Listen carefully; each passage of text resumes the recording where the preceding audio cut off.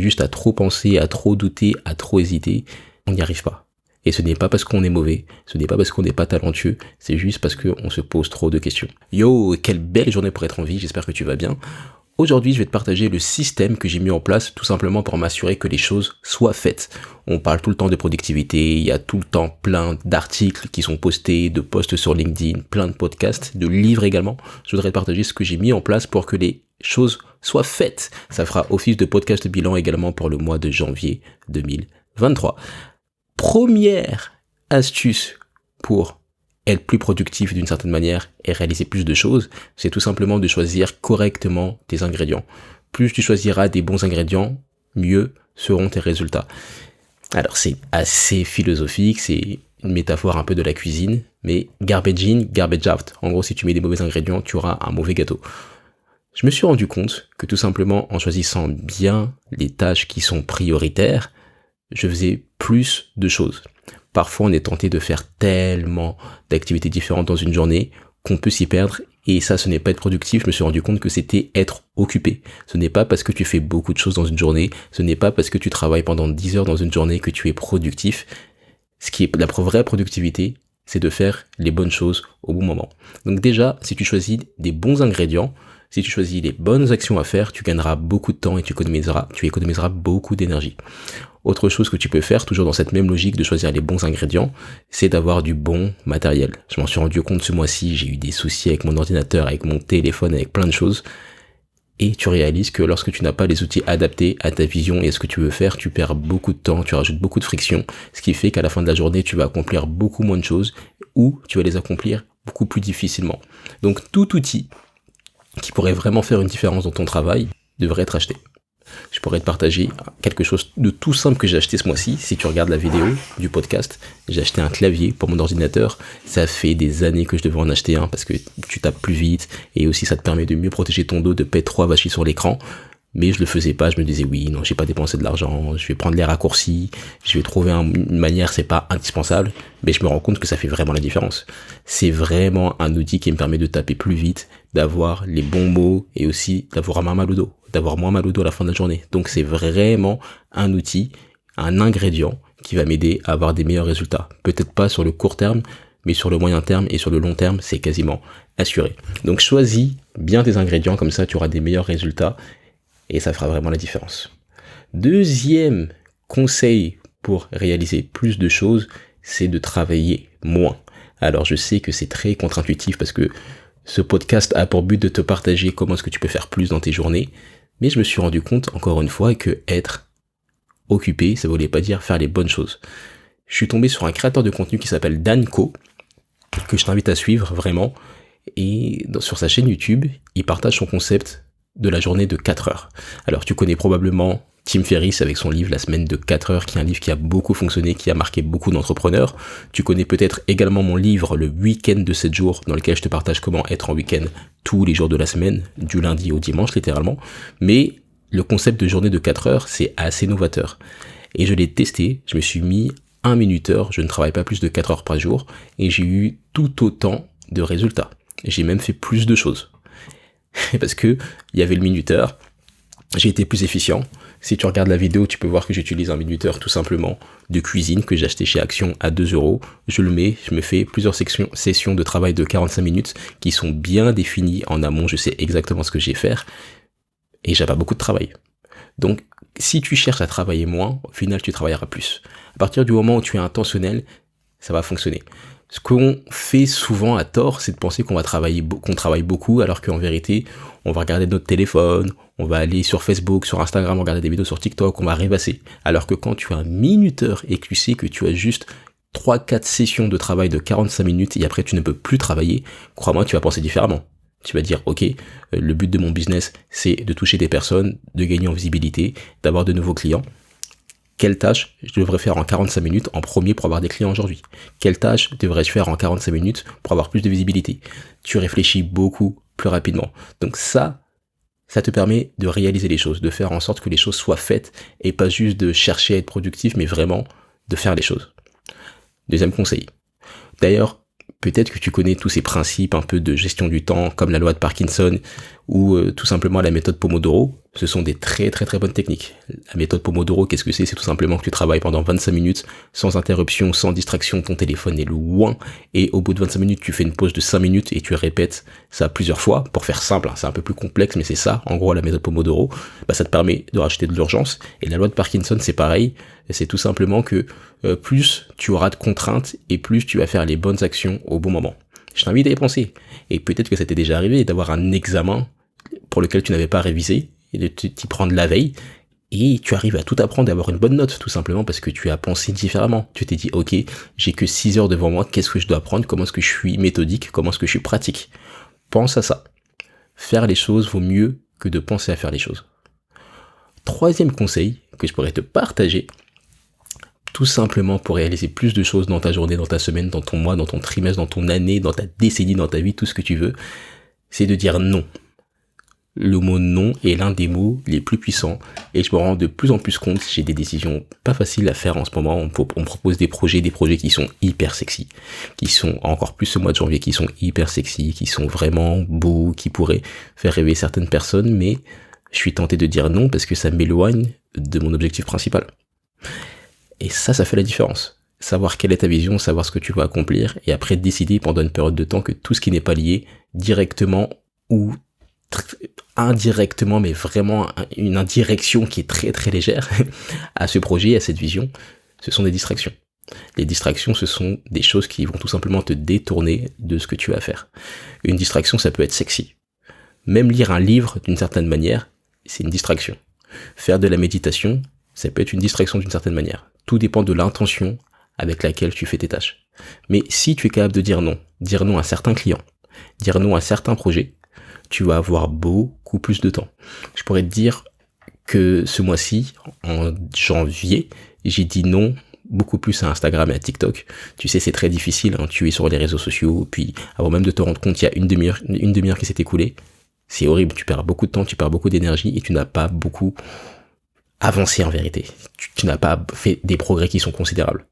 Mais je me suis dit, tu sais quoi, je vais dire non aux réseaux sociaux. Je reprends mon habitude qui est de ne pas les regarder le matin. Premièrement, de passer au moins 1 heure sans les regarder. Et si je les regarde, c'est juste parce que je dois poster quelque chose. Dire non à la priorité que va mettre les réseaux sociaux dans ta vie. Dire non au contenu des autres avant le tien. Dire non à l'intention, à l'agenda des autres avant ton propre agenda. Si tu n'as pas de plan, tu feras partie du plan de quelqu'un d'autre. Et les réseaux sociaux, c'est exactement ce qu'ils font. Enfin, c'est exactement ce qu'on leur laisse faire, parce qu'en vérité, personne nous force à ne rien faire, à faire quelque chose. Donc si tu dis non à certains clients, à certains projets, tu pourras dire oui à des choses qui sont beaucoup plus importantes. Et ça te permettra de récupérer de l'énergie, du temps, de l'argent et de pouvoir te concentrer beaucoup plus sur ce que tu veux vraiment faire. Faire en sorte que les choses soient faites. Écris-moi horloge en commentaire si tu écoutes le podcast sur YouTube. Comme ça me permettra de savoir que tu es arrivé déjà jusqu'à la 3e astuce, la 3e philosophie pour faire en sorte que les choses soient faites et non pas juste penser et noyer dans la masse. 4e philosophie, c'est travailler sa valeur perçue. La valeur perçue, c'est tout simplement l'image que tu renvoies.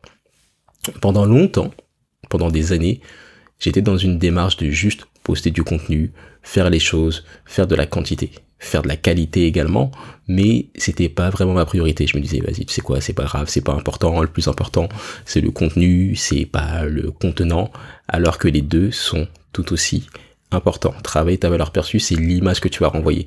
Ton site internet renvoie une image. La manière dont tes photos sont prises, ça renvoie une image. La manière dont ton Instagram est géré, ta ponctualité, également ton orthographe, tout ça, ça renvoie une image. On peut dire que tu es luxe, que tu as les codes du luxe, on peut dire que tu as les codes, je sais pas moi, je dis des bêtises, mais du 92, ou de la East Coast, ou de la West Coast, ou tu as les codes du hip-hop, peu importe, mais tout renvoie une image. Si tu portes un baggy, la valeur perçue que tu vas renvoyer, c'est la valeur un peu streetwear, etc. Si tu portes un costume, tu vas renvoyer plus la valeur perçue d'un avocat, d'un banquier, d'un comptable. Valeur perçue. Donc je l'ai beaucoup travaillé. Et ce mois-ci, j'ai dû changer l'adresse de mon entreprise parce que, comme tu sais, je bouge beaucoup et ça fait des années que mon adresse, elle est un peu floue et je sais que c'est pas une bonne chose. Donc je me suis dit, bon, il faut que je règle ça une fois pour toutes. je me suis pris en gros, une domiciliation des bureaux, et je me suis dit, où est-ce que je pourrais les mettre? Quelle adresse je pourrais prendre? Et je me suis dit, tant qu'à faire, autant prendre une adresse sur les Champs-Élysées. Ça me coûtait un peu plus cher, ça me demandait un peu plus d'efforts du point de vue financier, mais au final, en termes de valeur perçue, si sur toutes mes factures, sur toutes mes newsletters, sur toutes mes mentions légales, c'est marqué Champs-Élysées, que tu le veuilles ou pas, ça renvoie une image. Ça renvoie l'image du luxe, ça renvoie l'image de Paris, de Gucci, de Louis Vuitton, du Lido, de tout ce que tu veux. C'est quelque chose de positif et surtout c'est identifiable dans le monde entier. Et puisque j'attire de plus en plus d'entreprises, de plus en plus de personnalités pour mes mentorats business dans lesquels je t'aide tout simplement à créer des offres premium ou à booster ta visibilité sur les réseaux sociaux, notamment grâce au podcasting et aux posts sur LinkedIn, et bien ces gens-là, ils sont pas insensibles à ce genre d'adresse, à ce genre d'attention, à ce genre également de détails. Ce sont juste des petits détails, ce sont des détails que tout le monde ne va pas forcément voir, mais ils vont être vus. Aussi, un autre exemple que je pourrais te donner, hier j'ai fait une session stratégique pour mon programme de mentorat, et c'était une session tranquille, tu sais, la prospect, c'était quelqu'un que je connaissais, ça n'allait pas faire une grosse différence, j'aurais pu limite venir en pyjama. Mais je me suis dit non, tu sais quoi, je garde les mêmes standards, je vais venir avec mon micro, je vais mettre le micro correctement, je vais mettre la petite lumière qui est pourpre un peu purple derrière, je vais mettre ma caméra plutôt que ma webcam, comme ça directement en valeur perçue, ça renvoie un standard, enfin ça élève les standards. La plupart des gens ne voudront pas faire ça parce que ça demande plus d'efforts, mais juste des petits détails comme ça peut vraiment faire une différence. Donc travaille ta valeur perçue, pourquoi est-ce que c'est important et pourquoi est-ce que c'est intéressant?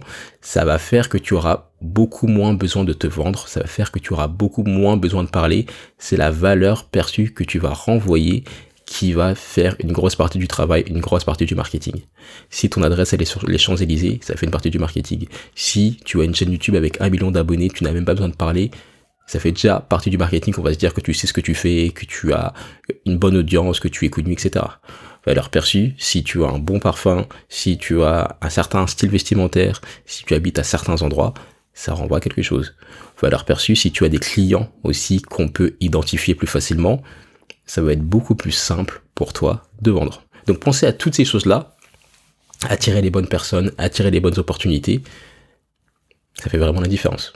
Et c'est pour ça aussi notamment que tu as peut-être pu voir si tu me suis sur Instagram, Ntoyi, N-T-O-Y-I, que j'ai aussi une formule de mentorat où pendant une après-midi, on se retrouve dans un palace, donc dans un hôtel de luxe entre 4 et 5 étoiles, et pendant laquelle on va tout simplement parler de ton business, on va mettre en place des stratégies pour créer une offre premium, pour pouvoir la vendre, et on va aussi créer du contenu, tu vas repartir avec des photos, avec des vidéos, avec un bon repas, dans un bon cadre, toutes ces choses-là.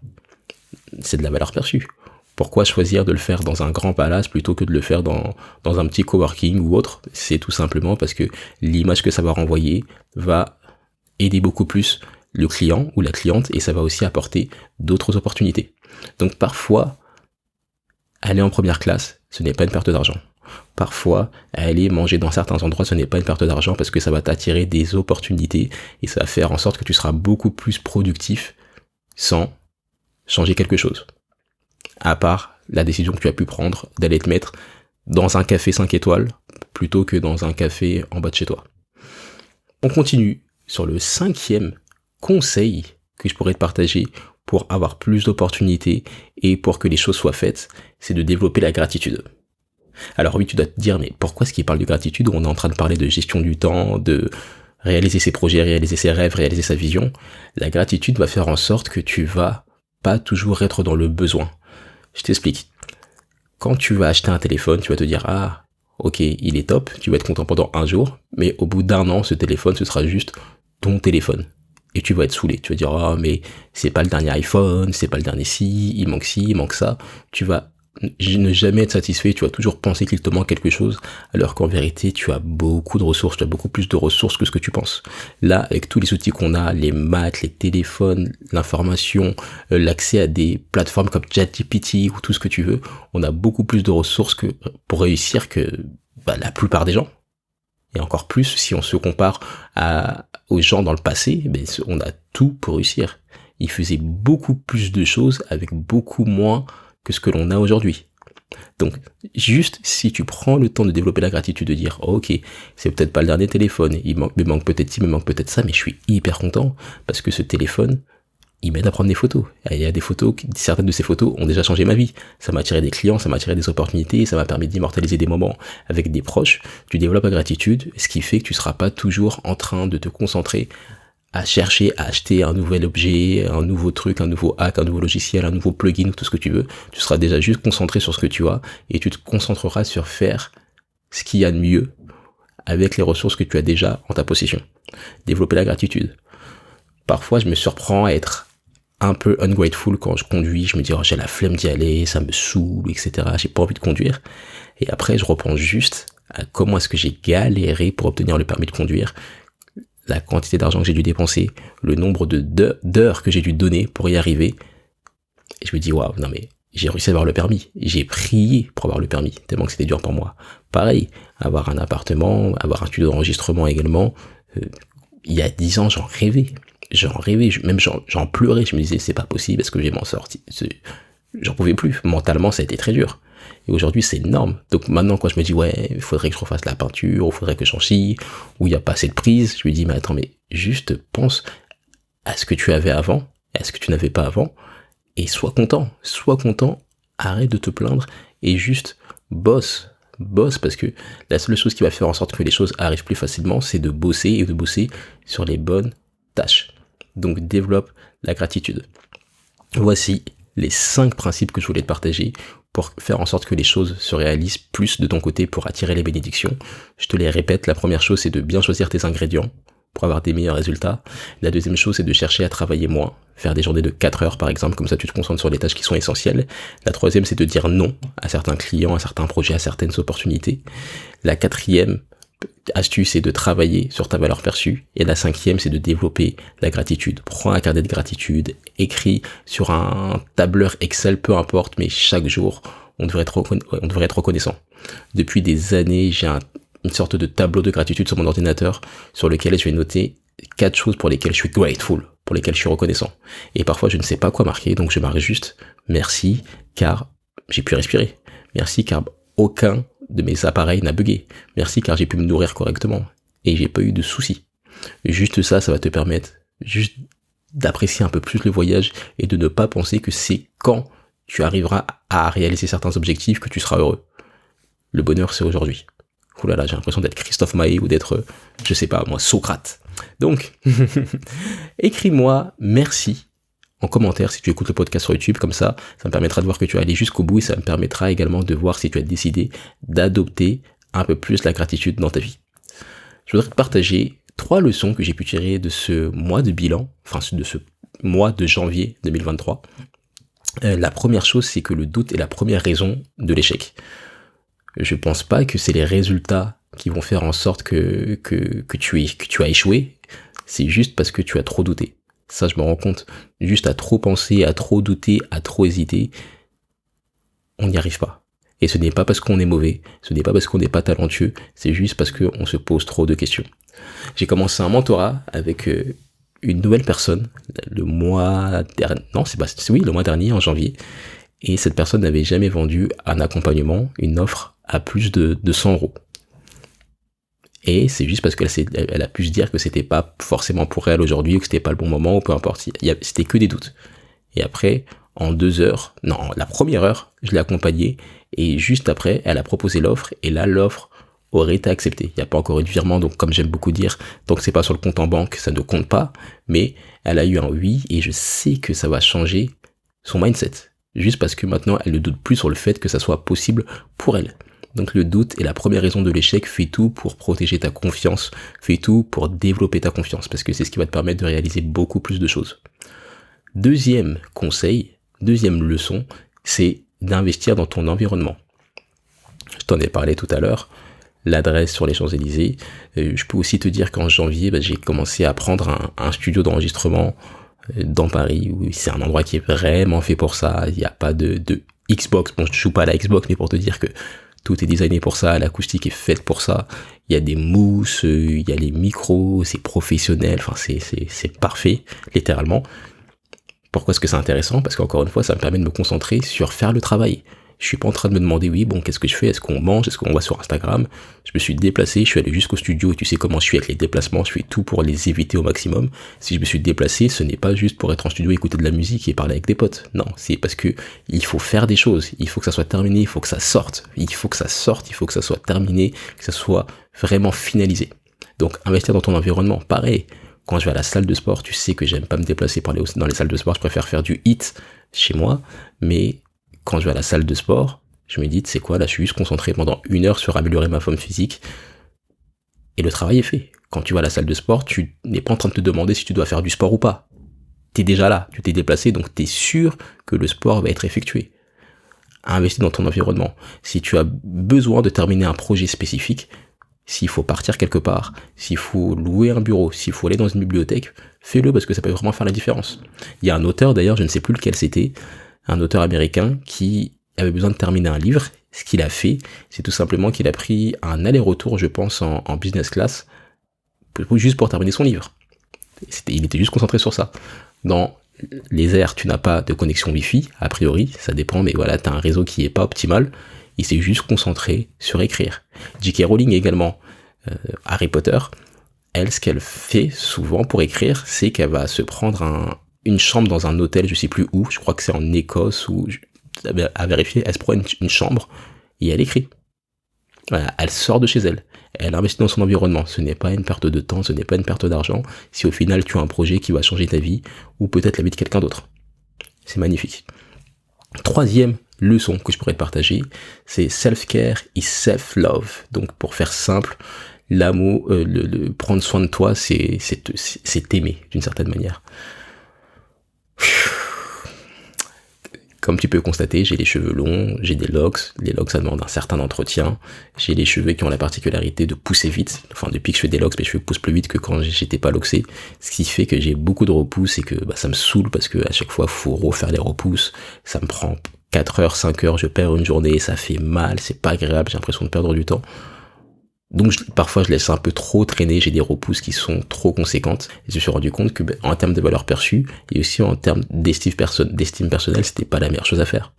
Je me suis mis la discipline de maintenant de faire plus attention, de faire tous leurs soins, de les tourner plus fréquemment, toutes ces choses-là, parce que juste de prendre soin de tous les aspects de ton corps, et tous les aspects de ton être, c'est une manière de t'aimer, et c'est aussi une manière d'aimer les autres, de respecter les autres. Donc, qu'est-ce que tu pourrais faire de ton côté pour prendre encore plus soin de toi? Est-ce que c'est d'aller faire une manicure toutes les semaines? Est-ce que c'est d'aller plus souvent chez le coiffeur? Est-ce que c'est de te faire masser plus fréquemment? Peu importe, mais trouver des choses qui te font du bien, prendre soin de toi. Si tu prends pas soin de toi, malheureusement, tu as plus de chances de vieillir de manière précoce et aussi de réduire ton espérance de vie. Et c'est pas ce qu'on veut, ce n'est pas du tout la vision. J'ai quelques ressources pour toi, pour ce mois de janvier 2023. D'ailleurs, le temps passe vite, c'est fou. Mais la première ressource, elle est paradoxale, mais c'est la santé. Mieux manger, mieux dormir, c'est très difficile, mais il faut vraiment essayer de le faire. S'exercer, faire des diètes, aller au sauna, ça fait vraiment la différence. Ton corps est une ressource, ton corps est un véhicule. Pas plus tard qu'hier, bon, je t'en parle dans le podcast bilan, mais bon, pas plus tard qu'hier, j'ai eu encore des examens à faire à l'hôpital. Ça fait je sais pas combien de temps que je fais des examens, ça rend fou. Ça a été l'examen le plus désagréable de ma vie. Et vraiment, je vais pas t'en parler, j'ai pas vraiment dossier médical complètement ici, mais ça a été horrible. Et ça m'a encore plus fait réaliser l'importance de la santé. Parce que déjà, aller à l'hôpital, c'est pas du tout une tâche productive, d'une certaine manière. Tu passes beaucoup de temps, tu attends, tu arrives à 8 heures, tu passes à 13 heures. T'as des mauvaises surprises, c'est pas grave, tu vas pas en détente. Et tu veux éviter ça. Tu veux tout faire pour passer le moins de temps possible à l'hôpital. À part si c'est pour donner la vie à quelqu'un, si c'est un de tes projets. Là, ça vaut le coup. Ok? Donc ça, c'est la première ressource. La deuxième ressource, c'est d'investir dans de l'éclairage. Nous sommes dans une époque où tout le monde devrait créer du contenu. Créer du contenu, ça va t'apporter des opportunités, peu importe ce que tu veux faire, que tu sois entrepreneur, artiste, salarié, créer du contenu, ça va faire la différence.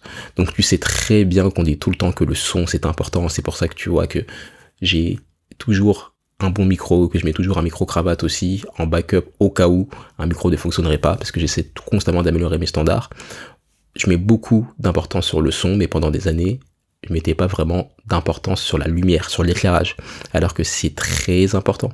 Même quand tu fais des stories, même quand tu fais des zooms, des visioconférences, juste d'avoir un bon éclairage, ça change tout. Ça change la manière dont tu présentes, ça change la manière dont on te regarde, et si on te regarde différemment, tu auras une meilleure attention. Et si les gens sont plus attentifs à ce que tu vas dire, ils vont être plus attentifs à t'écouter et à faire ce qui est bon, c'est-à-dire rester concentré sur les propos que tu partages, peut-être acheter ton produit, ton service. C'est beaucoup plus simple, juste avec des petits détails comme l'éclairage.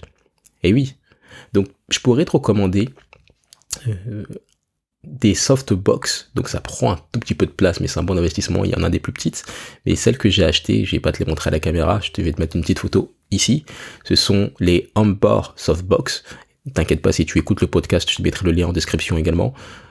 Elles m'ont pas coûté très cher, elles m'ont coûté moins de 100 euros. J'en ai 2, elles sont hyper polyvalentes, elles sont bien pour mes coachings, pour être bien éclairées, et quand je vais faire mes stories, également quand je fais mes podcasts avec des gens et que je sors de chez moi, ça fait vraiment la différence. Pour moins de 100 euros, tu as 2 lumières qui vont faire en sorte que tu seras bien éclairé et tu seras encore plus sexy kitoko. Donc je te mets le lien dans la description. Et la troisième ressource, c'est une ressource concernant le son, puisqu'on parle de création de contenu. Je pourrais que te recommander mon micro que j'utilise le plus, c'est le Zoom H1N, donc ce n'est pas celui avec lequel j'enregistre le podcast, mais c'est un tout petit micro qui coûte moins de 100 euros et c'est le micro le plus polyvalent que je puisse te conseiller. Pourquoi ? Parce qu'il fonctionne directement sans le brancher à une tonne d'appareils, tu n'as pas besoin de le brancher à une carte son, à une interface audio, à un préamp, tu peux juste le prendre, l'allumer, enregistrer, le son est excellent. Si tu as écouté le podcast bilan du mois de décembre, il était enregistré avec ce micro-là, et en plus de ça, c'est un micro dont tu peux te servir pour des interviews, pour des podcasts, pour faire des films, pour faire beaucoup de choses. C'est le micro le plus polyvalent, le moins cher et qui a une excellente qualité. C'est même pas une question de rapport qualité-prix, c'est vraiment, je trouve que c'est une qualité qui est parfaite. Tu peux aussi mettre des écouteurs pour vérifier que le son est bon. Tu peux également le brancher sur une table de mixage, par exemple si tu fais des conférences et que tu veux que ton son soit bien enregistré pour après le remettre sur une vidéo, sur un contenu, tu peux le faire également. Le Zoom H1N, je te mettrai un lien dans la description, il coûte moins de 100 euros et c'est l'un des meilleurs investissements que j'ai pu faire. Je l'ai acheté quand je devais interviewer Olivier Roland, c'était en 2018.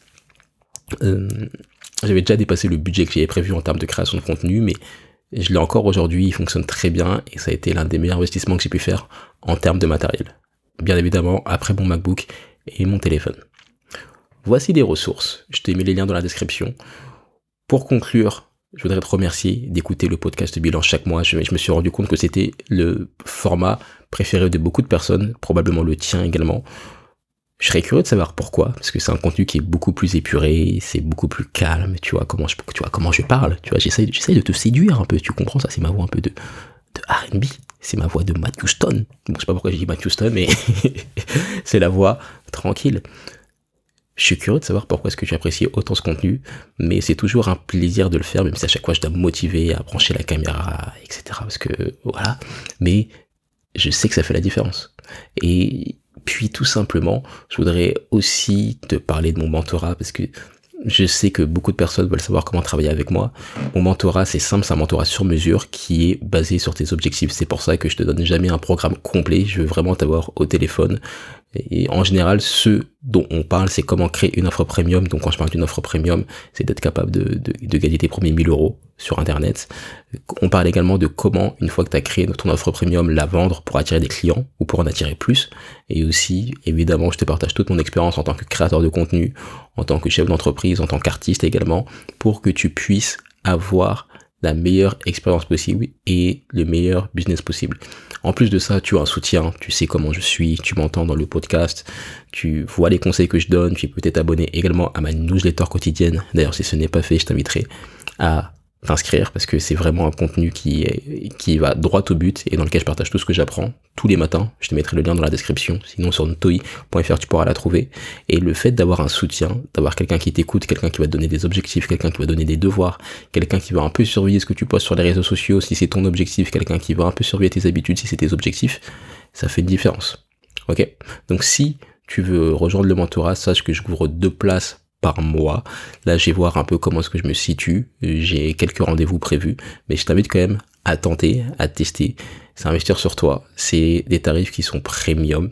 Ok, t'auras rien en dessous de 3 chiffres, mais c'est un très très bon investissement. Par exemple, là, je peux te dire que j'ai eu le message d'une ancienne coachée avec laquelle j'ai travaillé en 2020 qui vient de me dire que ça y est, elle a dépassé les 3 000 euros de revenus grâce à son coaching, grâce à son activité de manière récurrente.